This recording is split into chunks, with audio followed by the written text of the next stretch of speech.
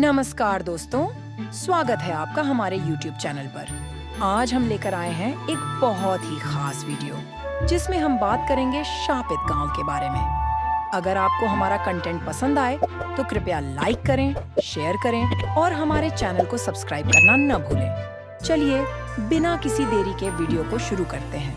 दोस्तों, इस कहानी का नाम है शापित गाँव। कहानी का पात्र अमन 28 साल का युवक इंजीनियर है। अपने काम से असंतुष्ट और कुछ नया करने की चाह में। प्रिया 26 साल की लड़की, अमन की करीबी दोस्त और अध्यापिका। शांत और समझदार राघव चाचा 65 साल के बुजुर्ग, गांव के रहस्यमयी किस्सों को जानने वाले। शिवम 10 साल का मासूम लड़का, गांव का निवासी जिसकी बातें सभी को विचलित कर देती हैं।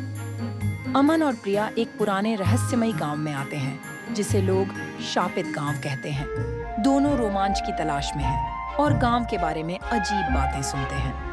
प्रिया, यहाँ के लोग अजीब से लग रहे हैं। लगता है मानो कुछ छुपा रहे हो। हाँ अमन, मुझे भी कुछ अजीब सा महसूस हो रहा है। शायद कुछ ऐसा है जो हमें बताया नहीं जा रहा। इतने में राघव चाचा, जो गांव के बुजुर्ग हैं, उनसे मिलने आते हैं। उनके चेहरे पर एक रहस्यमयी गंभीरता छाई हुई है। तुम दोनों को यहाँ नहीं आना चाहिए था। ये गांव शापित है। शापित? ऐसा क्या है यहाँ? कई साल पहले यहाँ एक भयावह घटना हुई थी। गांव के मंदिर में कुछ ऐसा घटित हुआ कि पूरे गांव को श्राप मिल गया। सूरज ढलने के बाद यहाँ भूतिया घटनाएं होती हैं। अगर रहना है तो अंधेरा होने के बाद घर से बाहर मत निकलना।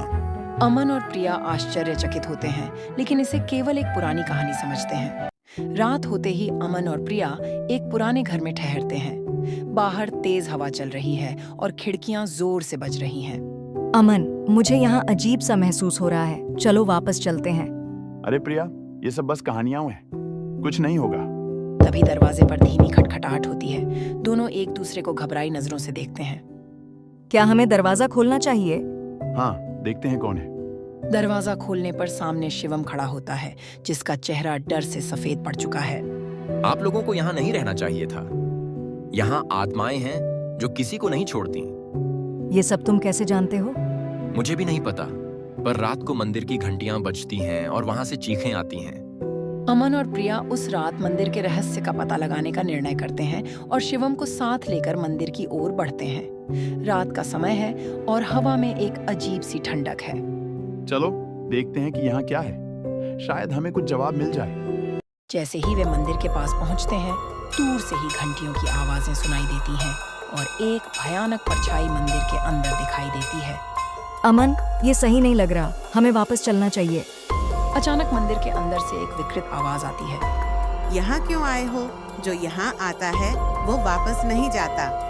अमन और प्रिया के चेहरों पर भय फैल जाता है, लेकिन फिर भी वे अंदर जाते हैं। अंदर उन्हें एक पुरानी मूर्ति दिखाई देती है, जिसके चारों ओर राख और कुछ अजीब निशान बने हुए हैं। मैंने कहा था ना, यहाँ मत आना। इस मंदिर में एक आत्मा है जो बदला लेना चाहती है। कई साल पहले यहाँ एक साधु की हत्या हुई थी और उसकी आत्मा आज भी यहाँ भटकती है।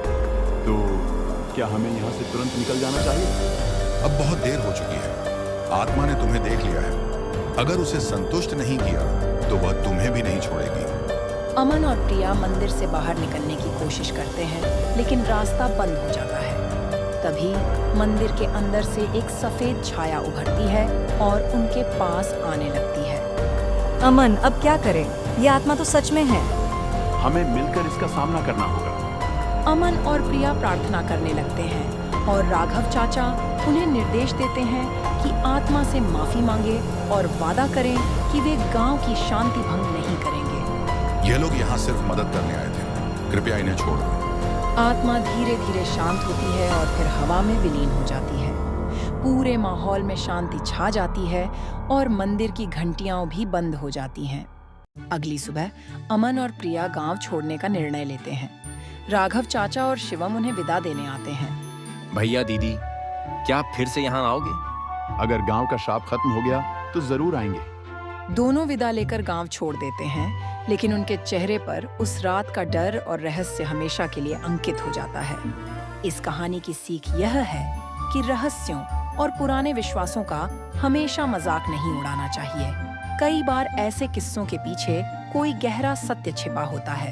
हमें अज्ञात शक्तियों का सम्मान करना चाहिए और यह समझना चाहिए कि हर जगह के अपने नियम और परंपराएं होती हैं। इस कहानी में अमन और प्रिया ने गांव के रहस्यों को हल्के में लिया और अंत में उन्हें इसका सामना करना पड़ा।